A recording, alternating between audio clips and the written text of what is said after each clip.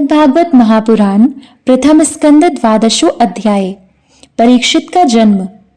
शौनक जी ने कहा, अश्वत्थामा ने जो अत्यंत तेजस्वी ब्रह्मास्त्र चलाया था उससे उत्तरा का गर्भ नष्ट हो गया था, परंतु भगवान ने उसे पुनः जीवित कर दिया।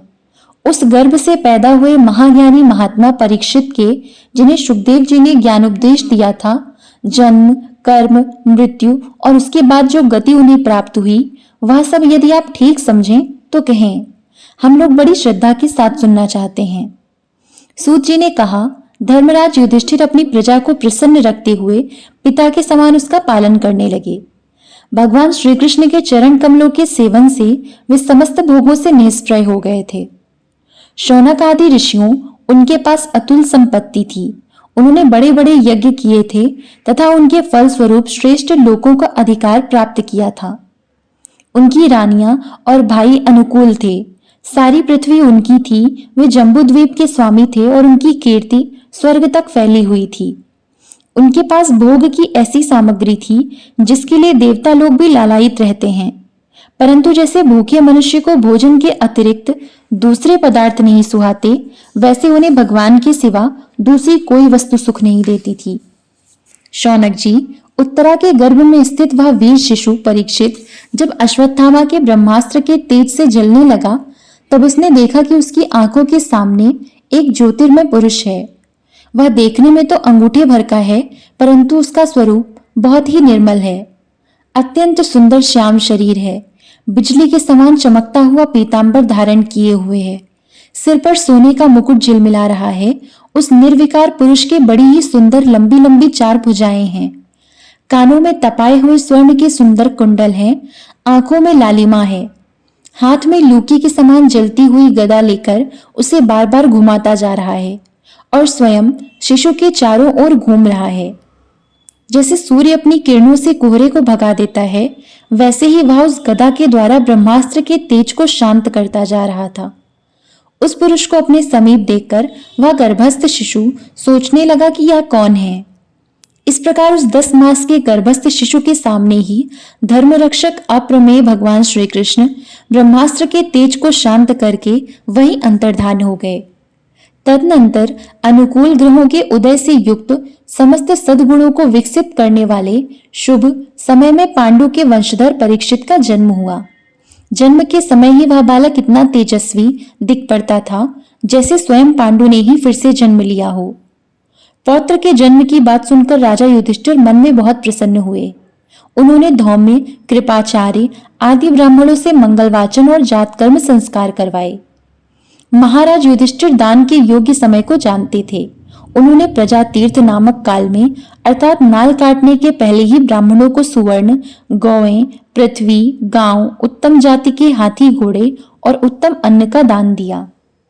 ब्राह्मणों ने संतुष्ट होकर अत्यंत विनयी युधिष्ठिर से कहा, पुरुवंश शिरोमणि, काल की दुर्निवार गति से यह पवित्र पुरुवंश मिटना ही चाहता था, परंतु तुम लोगों पर कृपा करने के लिए भगवान विष्णु ने यह बालक देकर इसकी रक्षा कर दी। इसीलिए इसका नाम विष्णुरात होगा। निसंदेह यह बालक संसार में बड़ा यशस्वी, भगवान का परम भक्त और महापुरुष होगा। युधिष्ठिर ने कहा, महात्माओं, यह बालक क्या अपने उज्जवल यश से हमारे वंश के पवित्र कीर्ति महाराज राजर्षियों का अनुसरण करेगा? ब्राह्मणों ने कहा, धर्मराज, यह मनुपुत्र इक्ष्वाकु के समान अपनी प्रजा का पालन करेगा तथा दशरथ नंदन भगवान श्री राम के समान ब्राह्मण भक्त और सत्य प्रतिज्ञ होगा। यह उशी नरेश शिबी के समान दाता और शरणागत वत्सल होगा तथा याज्ञिकों में दुष्यंत के पुत्र भरत के समान अपने वंश का यश फैलाएगा। धनुर्धरों में यह सहस्त्रबाहु अर्जुन और अपने दादा पार्थ के समान अग्रगण्य होगा। यह अग्नि के समान दुर्धर्ष और समुद्र के समान दुस्तर होगा। यह सिंह के समान पराक्रमी, हिमाचल की तरह आश्रय लेने योग्य, पृथ्वी के सदृश तितिक्षु और माता पिता के समान सहनशील होगा। इसमें पितामह ब्रह्मा के समान समता रहेगी। भगवान शंकर की तरह यह कृपालु होगा और संपूर्ण प्राणियों को आश्रय देने में यह लक्ष्मीपति भगवान विष्णु के समान होगा। यह समस्त सद्गुणों की महिमा धारण करने में श्री कृष्ण का अनुयायी होगा। रंतिदेव के समान उदार होगा और ययाति के समान धार्मिक होगा। धैर्य में बलि के समान और भगवान श्री कृष्ण के प्रति दृढ़ निष्ठा में यह प्रहलाद के समान होगा। यह बहुत से अश्वमेध यज्ञों का करने वाला और वृद्धों का सेवक होगा। इसके पुत्र राजर्षि होंगे। मर्यादा का उल्लंघन करने वालों को यह दंड देगा। यह पृथ्वी माता और धर्म की रक्षा के लिए कलयुग का भी दमन करेगा। ब्राह्मण कुमार के श्राप से तक्षक के द्वारा अपनी मृत्यु सुनकर यह सबकी आसक्ति छोड़ देगा और भगवान के चरणों की शरण लेगा। राजन, व्यासनंदन शुकदेव जी से यह आत्मा के यथार्थ स्वरूप का ज्ञान प्राप्त करेगा और अंत में गंगा तट पर अपने शरीर को त्याग कर निश्चय ही अभय पद प्राप्त करेगा। ज्योतिष शास्त्र के विशेषज्ञ ब्राह्मण राजा युधिष्ठिर को इस प्रकार बालक के जन्म लग्न का फल बतलाकर और भेंट पूजा लेकर अपने अपने घर चले गए।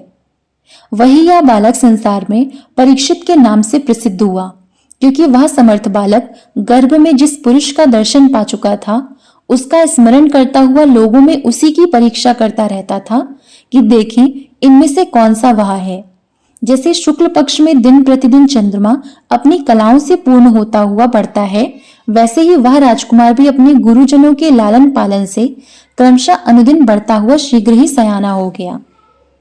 इसी समय स्वजनों के वध का प्रायश्चित करने के लिए राजा युधिष्ठिर ने अश्वमेध यज्ञ के द्वारा भगवान की आराधना करने का विचार किया, परंतु प्रजा से वसूल किए हुए कर और दंड की रकम के अतिरिक्त और धन न होने के कारण वे बड़ी चिंता में पड़ गए। उनका अभिप्राय समझकर भगवान श्री कृष्ण की प्रेरणा से उनके भाई उत्तर दिशा में राजा मरुत और ब्राह्मणों द्वारा छोड़ा हुआ बहुत सा धन ले आए। उससे यज्ञ की सामग्री एकत्र करके धर्मवीरू महाराज युधिष्ठिर ने 3 अश्वमेध यज्ञों के द्वारा भगवान की पूजा की। युधिष्ठिर के निमंत्रण से पधारे हुए भगवान ब्राह्मणों द्वारा उनका यज्ञ संपन्न कराकर अपने सुहृद पांडवों की प्रसन्नता के लिए कई महीनों तक वहीं रहे। शौनक जी इसके बाद भाइयों सहित राजा युधिष्ठिर और द्रौपदी से अनुमति लेकर अर्जुन के साथ यदुवंशियों से घिरे हुए भगवान श्री कृष्ण ने द्वारका के लिए प्रस्थान किया। इति श्रीमद् भागवते महापुराणे पारमहंस्यायां संहितायां प्रथम स्कंदे नैमिषि उपाख्याने परीक्षित जन्मोद्यात्कर्षो नाम 12 अध्याय। ओम नमो भगवते वासुदेवाय। जय श्री राधे कृष्ण।